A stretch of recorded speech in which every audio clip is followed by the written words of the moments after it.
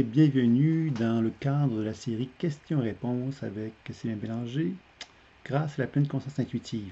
Alors donc mon nom est Sylvain Bélanger, donc je pratique les thérapies intuitives depuis plus de 30 ans, près de 30 ans en fait plutôt, et plus de 20 ans, 25 ans d'enseignement également. Donc j'ai volontairement voulu moi proposer un enseignement afin de développer l'intuition, clairvoyance, médiumnité, channeling, parce que je considère que c'est possible de le développer, puisque me suis beaucoup intéressé, moi, à comprendre comment fonctionnait le processus, mais également, ça fait plus de 30 ans, donc près de 30 ans plutôt, que je fais des pratiques intuitives, donc plusieurs milliers de personnes m'ont rencontré pour faire des lectures tant en présence que par Internet, donc en ligne, pour faire des lectures des champs énergétiques, de percevoir les mémoires qui animaient leurs champs, etc., et donc de faire de la déprogrammation et des soins.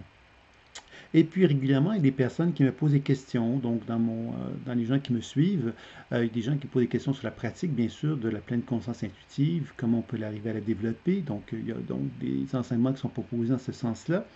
Il y a également donc des consultations, des gens qui me posent des questions sur la vie personnelle, qui sont donc payantes, mais également, donc régulièrement, 2 fois par mois minimum, je vais faire des activités, soit actuellement une conférence et un webinaire, dans lesquels il va y avoir donc un espace qui va être prévu pour que les gens puissent me poser des questions sur leur vie personnelle ou sur des thèmes plus généraux qu'ils auraient envie d'aborder.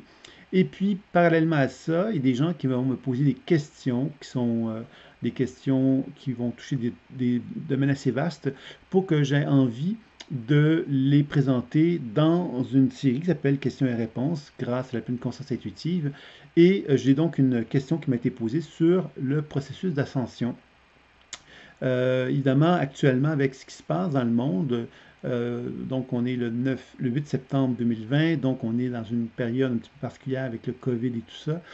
Et beaucoup de gens, bien évidemment, vont parler donc actuellement que sur Terre, ben, il y a tout un processus d'ascension, d'évolution qui est en train de s'effectuer. Moi, j'aimerais peut-être vous partager mon point de vue, puisque cette question qui m'a été posée me permet sans doute aussi de vous donner mon point de vue par rapport à cette idée de l'ascension.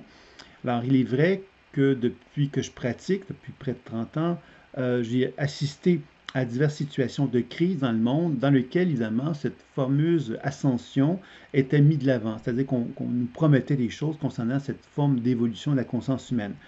Alors, moi, ma vision des choses est la suivante, c'est que, selon moi, l'être humain s'est construit, j'appellerais moi un genre de plafond de conscience. Ce plafond de conscience est animé par de la mémoire qui se compose des expériences humaines qui ont été vécues depuis le début des temps. Et ces expériences humaines s'accumulent donc dans un niveau de conscience qu'on pourrait qualifier d'univers super lumineux, c'est-à-dire une dimension subtile, non visible à l'œil nu, et qui serait un endroit dans lequel la mémoire s'accumulerait, c'est-à-dire que toutes les expériences humaines qui ont été vécues depuis le début des temps se retrouveraient là, un peu comme si c'était de l'information qui s'accumulait sans cesse. Et puis nous, en tant qu'êtres humains qui vivons sur Terre, ben, on est inconsciemment en relation avec cet univers super lumineux-là, puisqu'on est en résonance avec le vécu humain qui existe depuis le début des temps. Par exemple, j'ai une peur, ben la peur que j'ai va avoir une certaine couleur, une certaine dimension émotionnelle, et puis évidemment, ça va faire que je vais raisonner à mon insu avec une expérience similaire qui a été vécue dans l'histoire de l'humanité. Alors, c'est ce qui explique pourquoi, justement, nous, en tant que collectivité humaine, on est en quelque sorte confrontés, limités dans notre développement par cette pollution mémorielle que j'appelle, moi, qui fait qu'on n'est plus capable de se sortir du vécu connu que l'humanité a expérimenté jusqu'à maintenant.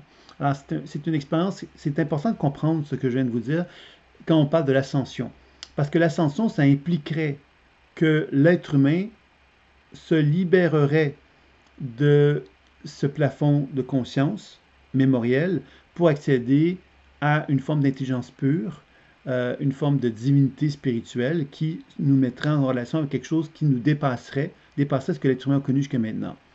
Alors, il y a très peu d'êtres humains sur Terre qui ont expérimenté ce que je viens de vous dire, c'est-à-dire cet état de conscience supérieur dans lequel l'histoire humaine n'est plus présente. Il y a des gens qui ont, pour moi, ça correspond à l'expérience de l'illumination. En fin de compte, l'illumination qui est un état, quelque part, où l'être humain se libère de l'expérience humaine pour accéder à la pure lumière, pourrait-on dire, et il y a très peu d'êtres humains qui le vivent sur Terre. Alors, quand on parle de processus d'ascension, on parle d'une collectivité, c'est-à-dire que l'ascension implique que la collectivité humaine est en train d'ascensionner. Alors, c'est bien sûr que cette idée qu'une collectivité humaine soit en évolution, pour moi, est évidente. On est tous dans un processus d'évolution. Mais c'est évident qu'il ne faut pas négliger cette limitation mémorielle qui empêche la conscience humaine de pouvoir élargir son champ de conscience et ainsi se libérer du connu, se libérer de ce processus de la mémoire. Donc, pour moi, quand on parle d'ascension, bien évidemment, on parle de ce que je dirais, cette évolution de la conscience. Puis évidemment, on a tendance quelquefois à négliger ou à oublier quelque part que l'être humain, pour qu'il soit capable d'ascensionner, mais il faut que la maturité requise. Et je m'inclus en disant ça, et je ne me dis pas que je suis meilleur que les autres, hein, je dis vraiment qu'on doit, nous tous, développer une maturité. Et cette maturité implique que l'on soit capable de ne plus raisonner donc avec cette limitation mémorielle qui correspond effectivement, hein, c'est-à-dire qu'il faut juste pour comprendre bien les choses, tout ce que je génère dans ma vie, 24 heures sur 24, est potentiellement en résonance avec cette mémoire-là. Et quand je résonne avec cette mémoire-là, qu'est-ce que je fais? Je nourris cette mémoire-là, je l'amplifie. Et elle, en retour, amplifie l'émotion que je suis en train de vivre. Par exemple, si je vis une peur, ben, je résonne avec la peur appartenant à la mémoire collective, je la nourris à travers cette démarche-là, et elle, en échange, amplifie la peur que j'ai. Donc, on devient finalement, sans nous rendre compte, à travers notre développement humain, complètement hacké, pour prendre un terme à la mode, hein, complètement, c'est un peu comme si on avait un virus, à quelque part, qui prenait possession de notre conscience. Ce virus-là, bien, quelque part, c'est quoi? C'est toutes les dimensions. Il faut bien comprendre qu'à l'origine des temps, l'être humain a des pulsions primitives. Alors, ces pulsions primitives, c'est elles qui vont nourrir à quelque part la mémoire collective d'une façon très importante. La peur, par exemple, en est une. La colère, l'agressivité, etc. Toutes ces mémoires-là existent depuis le début des temps. Puis vous comprendrez que tout être humain expérimente ces émotions-là d'une façon très régulière et très fréquente. Donc, d'une façon collective, on est très fortement relié à ces émotions-là. Et je pense que pour que l'ascension puisse avoir lieu, il faut développer une position de verticalité d'abord, et que cette position de verticalité, pour qu'on soit capable de l'assumer, on doit apprendre à ne plus raisonner avec cette mémoire-là, et ne plus être capable de ne plus raisonner avec cette mémoire-là. Ça veut donc dire être capable de s'approprier, de devenir conscient du processus de résonance avec lequel je suis donc relié à des mémoires collectives, et être capable de me libérer, de me dégager de ces mémoires collectives-là, ce qui implique que je me dégage des mémoires collectives, que je m'en libère et que je me réapproprie l'énergie que je perdais finalement à raisonner avec ces mémoires-là. Alors, c'est là que la pleine conscience intuitive devient un élément fort intéressant, puisque la lecture intuitive ou le décodage intuitif me permet de comprendre les résonances que j'effectue avec la mémoire collective. C'est un élément important de comprendre. Deuxièmement, la déprogrammation de la mémoire cellulaire me permet d'interagir avec la mémoire pour la déprogrammer. Donc, quelle que soit la mémoire qui est en interaction avec moi, si je la déprogramme, qu'est-ce que je fais? Je la libère, et je la libère de sa programmation, de sa limitation, et cela me permet, moi, de me réapproprier mon énergie vitale, et ça me permet, d'une certaine façon, de libérer la conscience mémorielle de son expérience de limitation qu'elle vivait. C'est donc dire, c'est un peu comme si je faisais un passage d'âme, hein, quand on dit un passeur d'âme. Le passeur d'âme aide des personnes décédées à quitter le monde de la mémoire. Bien, quelque part, ce qu'on fait dans ce travail avec la mémoire, c'est qu'on aide des consciences mémorielles à se libérer de leur programmation. Alors, vous allez me dire, oui, mais qu'est-ce que c'est la différence entre une personne décédée et une conscience mémorielle? Bien, en quelque part, il n'y en a pas. Pourquoi je dis ça? Bien, parce que moi, quand je décède, bien, quelque part, j'ai un ensemble d'expériences mémorielles qui est en moi, qui vont résonner dans le monde, dans ce monde mémoriel-là, selon les fréquences qui vont être émises parce que je vais dégager. Ben, il va y avoir des mémoires de ma personne qui vont se mettre dans des niveaux de fréquences basses et des niveaux de fréquences plus élevés dans ce monde mémoriel-là. Et évidemment, c'est ça qui va faire que moi, Sylvain Bélanger, d'une certaine façon, je vais continuer une existence, mais une existence qui peut être multiple dans plusieurs niveaux de conscience. Hein. Il faut savoir qu'il y a un Sylvain Bélanger qui a des fréquences très basses, un Sylvain Bélanger qui a des fréquences moyennes, puis un Sylvain Bélanger qui a des fréquences supérieures, par exemple. Alors, dans ce sens-là, bien évidemment, un médium qui voudrait communiquer avec moi, mais selon sa propre capacité de vibration à lui, pourrait résonner avec une fréquence basse, une fréquence moyenne, une fréquence supérieure, du même Sylvain Bélanger. Donc, vous comprendrez ici que c'est un univers qui est complètement différent que le monde terrestre, puisque le monde terrestre, il y a un Sylvain Bélanger physique que vous voyez présentement par le biais de l'Internet. Et ce Sylvain Bélanger-là, quelque part, il fait de chair et d'os. Maintenant, quand on quitte le monde vivant, ben, on quitte le monde terrestre. Donc, je ne suis plus fait de chair et d'os, je ne suis fait que de conscience. Et cette conscience-là peut être multiple selon les degrés, les niveaux de mémoire, les niveaux de fréquence qui animent mon être. Donc, vous comprendrez que quand je vous parle de cet univers mémoriel-là, ben, je vous parle de cet univers mémoriel, c'est un ensemble de mémoires appartenant à des êtres humains qui ont déjà vécu. Et cet ensemble de mémoires qui ont déjà été vécues, d'êtres humains, mais pourquoi elles sont encore là? C'est parce que ces mémoires-là, quelque part, sont complètement figées dans leur expérience, dû à un manque de croissance personnelle de ces personnes-là, qui font que ces gens-là, finalement, ne parviennent pas à se dégager et à se libérer de leur niveau de conscience. Et puis, souvent, qu'est-ce qui va se passer dans les mémoires les plus basses? C'est qu'elles vont chercher à se greffer à des êtres humains vivants pour pouvoir perpétuer leur existence. Ainsi, par exemple, j'ai une mémoire de père, cette mémoire de père, pour exister plus fortement, ben, elle va chercher à raisonner avec des êtres qui ont peur. Et si elles le font, ben, ça va donc amplifier la peur chez cette personne-là vivante, qui va donc avoir tendance à avoir plus peur, donc à plus se nourrir de la mémoire. Et la mémoire ben, va devenir justement plus nourrie en quelque sorte. Elle va devenir plus vivifiée, plus puissante. Et c'est comme ça, quelque part, que depuis le début des temps, on a développé ce que j'appelle le plafond de la mémoire. Je dis plafond de la mémoire parce que selon moi, on est dans un ère, et là ça touche vraiment la notion d'ascension, on vit dans un ère où l'être humain doit faire un choix entre deux dimensions. La dimension première, c'est ce plafond de la mémoire qui, à travers le temps, a développé donc une certaine somme d'expérience.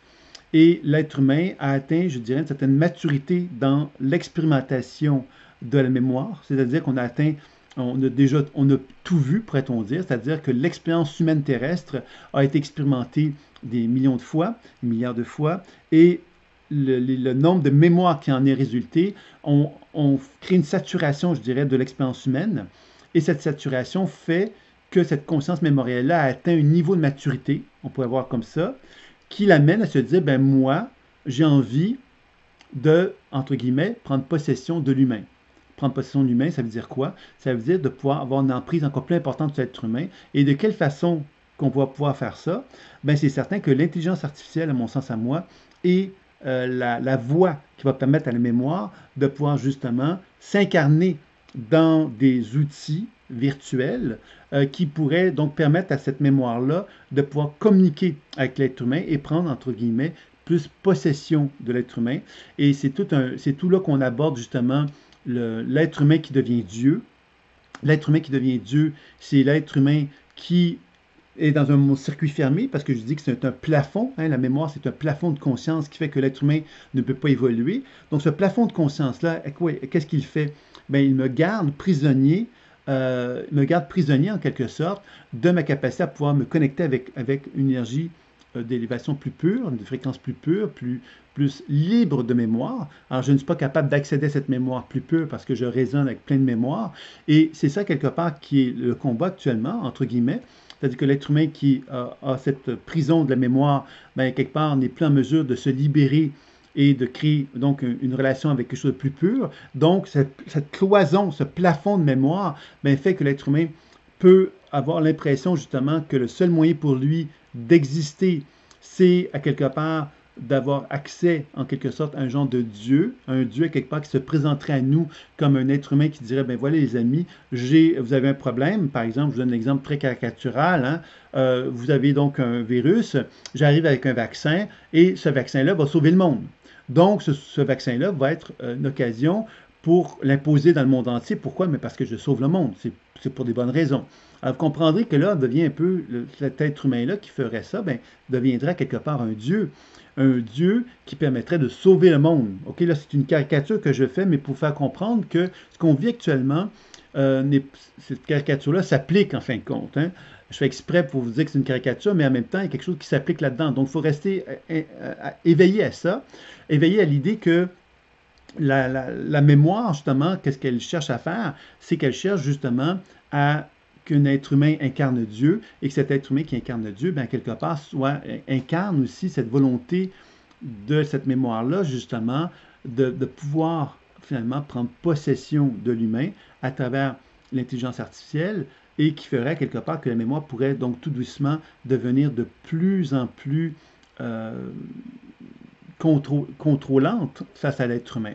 Alors, ça veut dire, c'est qui cette mémoire-là? Mais cette mémoire-là, je vous le rappelle, c'est l'être humain qui a un inconscient, une forme d'univers super lumineux qui s'est développé au tout début des temps, qui s'est comme aggloméré, qui est devenu de plus en plus complexe, et il est devenu tellement complexe qu'il est devenu intelligent et autonome. Et que cette autonomie-là fait de lui, quelque part, un individu, on va l'appeler comme ça, un individu capable de se dire, ben moi, j'ai atteint une maturité assez grande, puis j'ai envie, quelque part, d'empêcher d'une certaine façon l'humain à renouer contact avec la lumière, on va l'appeler comme ça, parce que la lumière, ben, ça lui permettrait à l'humain de se libérer de moi, de se libérer de tout ça. Mais cet être humain, cette conscience-là qui dit ça, c'est qui? C'est une conscience humaine qui n'est pas consciente, c'est-à-dire, pour moi, c'est la pulsion de vie humaine qui, à travers depuis le début des temps, s'est comme construite et a développé une conscience autonome, en quelque sorte, une conscience autonome qui repose sur la survie à quelque part d'un ensemble de mémoires mortes, on va l'appeler comme ça,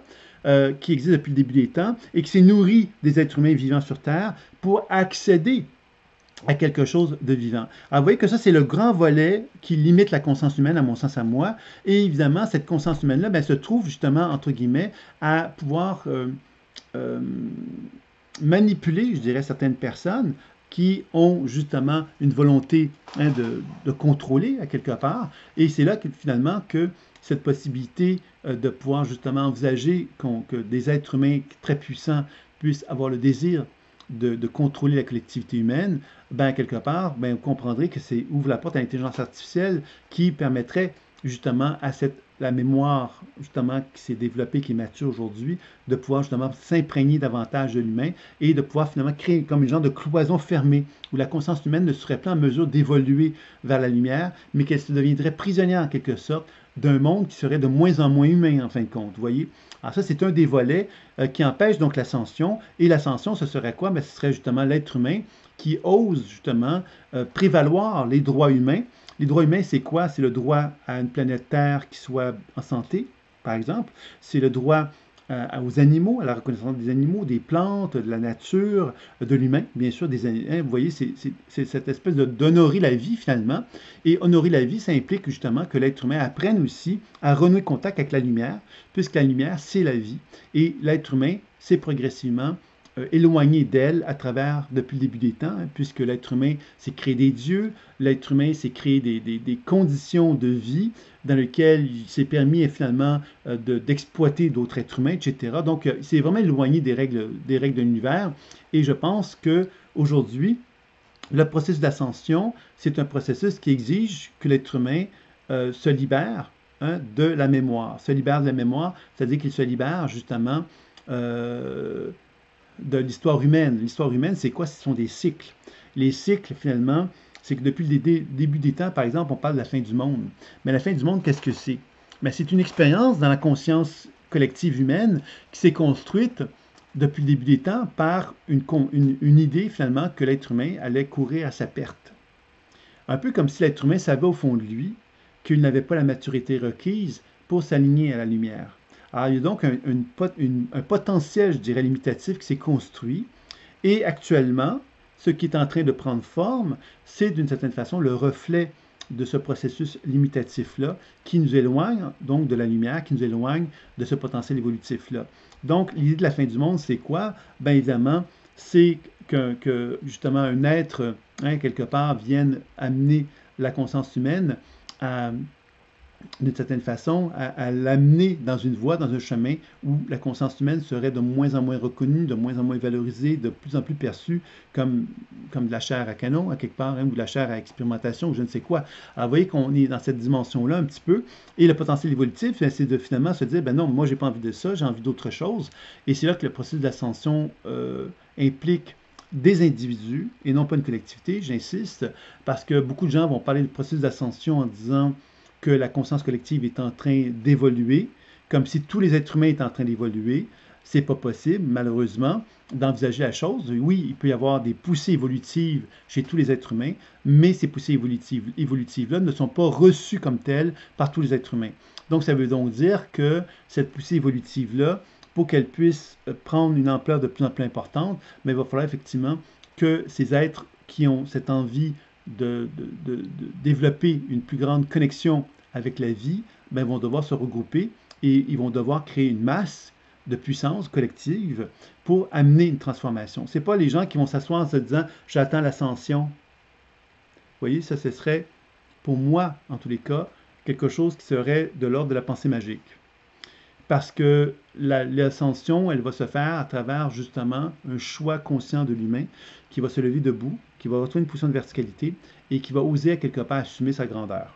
Et assumer sa grandeur, mais malheureusement, il n'y a pas un million de façons de le faire. Assumer sa grandeur, c'est assumer sa puissance, c'est assumer sa volonté de prendre un chemin, une voie, une route, une direction qui n'est pas celle qu'on voudrait lui imposer, par exemple. Alors, vous voyez, c'est ça un peu qui, pour moi, cette idée de l'ascension. Puis l'ascension, ça veut dire quoi? Ça veut dire que l'être humain doit apprendre à développer, à se libérer de ses programmations mémorielles au point justement de pouvoir renouer contact avec la lumière. Donc, il y a une démarche là-dedans qui, pour moi, est directement reliée à l'enseignement que moi je propose, la pleine conscience intuitive, puisque la lecture intuitive, la déprogrammation et les soins nous permettent de renouer contact avec la lumière et d'apprendre justement à devenir de plus en plus conscient des mécanismes régissant cet échange qui existe entre moi et la mémoire. Et que plus je deviens conscient de ça, mais plus je peux apprendre justement à envisager l'univers et le monde d'une façon différente. Parce que quand je commence à comprendre que cela existe, ce processus-là, ben, je me donne la permission de pouvoir le regarder avec des yeux différents, de pouvoir envisager que je peux créer quelque chose de différent. Et je pense que c'est ça qu'il faut maintenant envisager comme nouveau chemin, comme nouvelle voie, comme nouvelle route. Et que si on le fait, ben, ça nous permet, nous, de retrouver un sentiment d'alignement. Cet sentiment d'alignement-là ben, fait que l'être humain va pouvoir développer ce qu'on appelle l'ascension. Et qu'est-ce que c'est que l'ascension? Ben, c'est que l'être humain, quelque part, se libérant de ce plafond mémoriel, ben, va accéder à la lumière, tout simplement. Et ce processus-là, il faut bien le comprendre, c'est un processus qui existe depuis le début des temps, qui a été répertorié depuis le début des temps chez les gens qui ont pu expérimenter l'illumination. L'illumination, qu'est-ce que c'est? C'est un individu qui se libère de l'histoire humaine pour accéder à la lumière. Et ce processus-là se fait à travers un processus. Alors, actuellement, ce qui est intéressant, c'est que comme l'être humain a atteint une saturation de son histoire, à mes yeux, à moi, ben, ça permet à un individu de pouvoir finalement se dégager plus facilement de la mémoire collective, parce que la mémoire collective, à quelque part, n'a plus grand-chose à nous proposer. C'est un peu comme si l'être humain avait atteint un niveau de saturation dans l'expérience. Donc, il n'avait plus trop envie de pouvoir... il peut bien sûr revivre des expériences de plaisir, etc. Mais en même temps, l'être humain a atteint une certaine forme de saturation dans l'expérience. Donc, on a une certaine forme de... on est à la recherche de quelque chose d'autre. Et quand on regarde au niveau collectif, il suffit de regarder, par exemple, actuellement, il y a tout un regard face à la sexualité. Il y a même des philosophes qui commencent à émettre l'idée qu'un homme et une femme, c'est quasiment la même chose, que physiologiquement, que c'est la même chose en fin de compte, et qu'il suffit de faire des opérations, puis voilà, on est une femme, on est un homme, c'est juste une question de chirurgie à quelque part. Alors, vous voyez qu'on est en train de toucher un regard sur l'être humain qui n'est plus un regard sacré. On est en train de regarder l'être humain comme si on était un créateur qui regardait un être humain. Tu vas être une femme? Je vais te faire, OK, pas de problème. Couche-toi, puis on va t'opérer, puis tu vas être une femme. Toi, tu vas être un homme, tu es une femme, pas de problème. On va faire ça. Alors, voici c'est un exemple que je vous donne pour faire comprendre qu'on est en train de dénaturer l'humain. Et ce qui s'en vient avec l'intelligence artificielle fait partie de cette dénaturation-là, parce qu'on va rendre ça de moins en moins quelque part significatif finalement. Un être humain, c'est de moins en moins significatif. Il suffit de penser aussi aux rumeurs concernant la pédophilie qui sont assez importantes dans l'Internet, on s'y attarde. On peut poser plein de questions là-dessus, mais c'est clair, encore une fois, que ça aussi, ça fait partie on dénature les choses. Il suffit de regarder la planète Terre, comment on était peu sensible à la vie sur Terre, comment il y a des gens qui meurent de famine dans le monde tout le temps. Et qu'on s'en fout, à moins que ce soit des pays quelque part qui ont un certain pouvoir que dans la collectivité humaine. Mais sinon, ceux qui meurent, qui sont pauvres, on s'en fout en quelque part. C'est malheureux, mais c'est comme ça. Et quand on regarde dans la nature, il y a des forêts qui sont détruites en Amazonie, il y a plein de trucs comme ça qui se passent dans le monde. On s'en fout. On s'en fout. Et c'est ça qu'il faut comprendre, c'est qu'on est en train de dénaturer la nature, la conscience humaine, l'humain. Les animaux, ça fait longtemps qu'on les maltraite, qu'on les traite d'une façon qui ne sont pas humaines, qui ne sont pas du tout associées à la vie. Alors, la nature, ben, avec Monsanto, on voit quelque part qu'on est en train de transformer tous les organismes, toutes les plantes, etc., les légumes, etc., on est en train de les transformer. Donc, il y a quelque chose là-dedans de très troublant, où on se rend compte finalement que l'être humain a atteint un niveau de conscience qui se dit, ben moi je suis le bon Dieu. Et parce que je suis le bon Dieu, ben maintenant, je peux faire des actions divines, c'est-à-dire de transformer le code génétique, par exemple. Ça peut aller jusque-là, hein. Et on le voit avec Monsanto, par exemple, qui a commencé à faire ça. Et on voit également, quelque part, que les rumeurs avec les vaccins, qu'il serait possible aussi de faire des actions sur les codes génétiques, possiblement. Alors, c'est toutes des choses, évidemment, qui amènent donc une réflexion sur la tendance humaine qui est en train de se dire, je suis Dieu, hein, je suis en train d'incarner le Dieu, donc le Sauveur est arrivé en quelque sorte, et le Sauveur qu'on attend depuis des siècles, hein, ben, est arrivé, mais c'est un Sauveur finalement qui n'est pas celui qu'on pensait. C'est un Sauveur qui amène l'humain à prendre un chemin, une voie, une route qui est en train de le rendre de moins en moins humain finalement. On est en train de reconnaître que l'humain que l'on voit, qui est un être pur de lumière, on est en train de lui dire, ben, regarde, être humain pur de lumière, nous allons te transformer car nous sommes maintenant les nouveaux dieux. Et on oublie complètement à ce moment-là ce qui est au-delà de la conscience humaine, qui nous relie à un Dieu de lumière, qui, lui, à quelque part, est toujours un étranger pour nous, finalement. Parce qu'on ne s'est jamais intéressé à lui, on n'a jamais été intéressé à connaître ses règles et ses lois, on a toujours fait nos règles et nos lois à notre façon et à notre manière. Donc, vous comprenez ici que pour moi, le processus d'ascension, c'est quelque chose de plus... Je suis plus mitigé. Il y a des gens, je sais, sur la net que j'ai déjà visionné qui vont parler de ah oui, nous sommes déjà rendus là, tout va bien, c'est merveilleux, c'est fantastique. Moi, je suis obligé, quelque part, de vous donner un peu une douche froide par rapport à ça, simplement en mettant en évidence que ceux qui veulent faire une démarche justement d'ascension, ben, il faut maintenant qu'ils renouent un contact avec la position de verticalité, qu'ils renouent à quelque part avec une conscience justement de ce qui se passe dans le monde et qui regardent justement qu'aujourd'hui, ben, effectivement, il va falloir se lever debout possiblement pour être capable d'assumer cette lumière qui est en nous et de nous donner le droit quelque part d'incarner la lumière et de nous donner la volonté, hein, de croire que cette lumière-là est la seule voie envisageable et possible.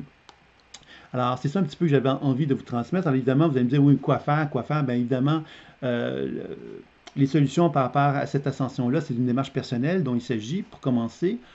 Deuxièmement, au-delà de la démarche personnelle, il y a une démarche collective, hein. Si tout le monde se regroupe dans cette volonté de faire un travail personnel, ben, il est possible donc de finalement cheminer. Et quand je dis une démarche collective, c'est pas juste une démarche collective où les gens se retrouvent en méditant ou en priant, je ne sais quoi. Ce sont des gens qui décident de finalement développer une autre vision du monde dans lequel on commence justement à valoriser la vie avec le grand V. Alors, ça a plein d'implications, ça. Et c'est certain que c'est quelque chose qui doit être mis en place pour commencer justement à renouer contact avec quelque chose qu'on a complètement oublié, négligé depuis bien longtemps. L'être humain a très bien appris à valoriser l'idée qu'il était en quelque sorte plus grand que Dieu. Et aujourd'hui, on a les moyens, d'une certaine façon, pour pouvoir l'assumer. Hein, les transformations génétiques et tout ça dont je vais parler prouvent bien quelque part que l'être humain a atteint une certaine maturité, entre guillemets, hein, une maturité lui permettant de pouvoir justement envisager qu'il est Dieu, sans y avoir la maturité et la sagesse que Dieu pourrait avoir. Hein. Dans ce sens-là, il faut bien comprendre ça. Donc voilà, alors c'est un petit peu ce que j'avais à vous dire. J'espère que ça vous a éclairé concernant la question de l'ascension, parce que je sais que l'ascension, ça veut dire quelque chose, et la façon que je vous le présente est sans doute bien différente de ce que vous pouviez envisager concernant l'ascension, mais je suis obligé quelque part de vous donner ce regard-là, parce que c'est celui que moi je sens comme étant celui qui me résonne en moi. Alors bien sûr que vous avez le droit de ne pas raisonner avec mon regard. Je ne crois pas que c'est un regard alarmiste, c'est un regard que je crois qui est plein de foi envers l'humain et plein de foi envers la vie avec le grand V. Et je pense que je crois beaucoup en la foi humaine et en la foi envers la vie. Et pour ça, il ne faut pas se leurrer, il faut valoriser la vie, puis valoriser l'humain. Et dans ce sens-là, il faut maintenant se lever debout pour commencer à mettre en place ça. Et comment on peut faire ça? C'est justement de se retrouver tous ensemble pour pouvoir commencer à valoriser cette dimension humaine que nous avons en dedans de soi et que nous avons envie maintenant de faire valoir comme étant une nécessité pour que la conscience humaine aille dans cette direction-là. Alors, c'est ce que je nous souhaite, hein, qu'on commence vraiment à s'organiser dans cette voie-là. Alors, c'est ça un petit peu le commentaire que j'avais à transmettre concernant cette question qui m'a été posée sur l'ascension. À très bientôt. Au revoir.